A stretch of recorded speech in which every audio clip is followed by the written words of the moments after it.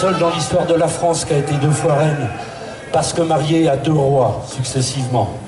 Le premier, Charles VIII. Un mariage très très forcé. La gamine, elle avait 14 ans. Il faut dire que déjà, à 4 ans, on l'avait mariée au futur roi d'Angleterre. À 9 ans, elle était orpheline de mère, à 11 ans, orpheline de père. À 13 ans, mariée à un vieux, moche et con, Maximilien d'Autriche.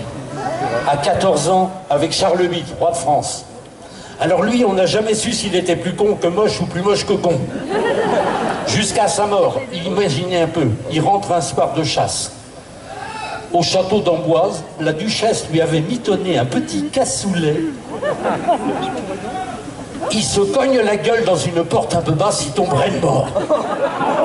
C'est pas une mort con pour un roi. Le grand chambellan passe à côté du cadavre et dit « Oh, il est quand même plus beau mort que vivant. » Et quand la petite duchesse elle est morte à son tour, il y a un poète anonyme qui a écrit sur elle cette très belle oraison funèbre. Si la mort a mordu le cœur de cette noble dame, bientôt ne restera que poussière de son corps. Si la mort a mordu dans le parler de la Renaissance, si la mort a mordu, ça se disait si mort a mort.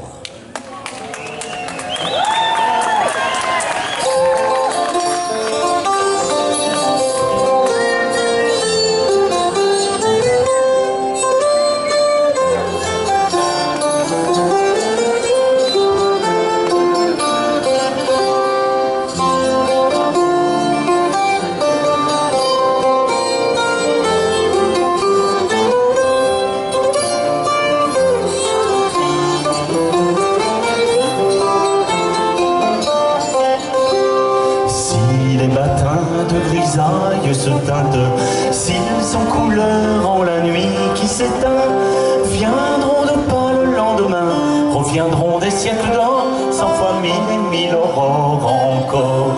Si mort à mort, duchesse, noble dame.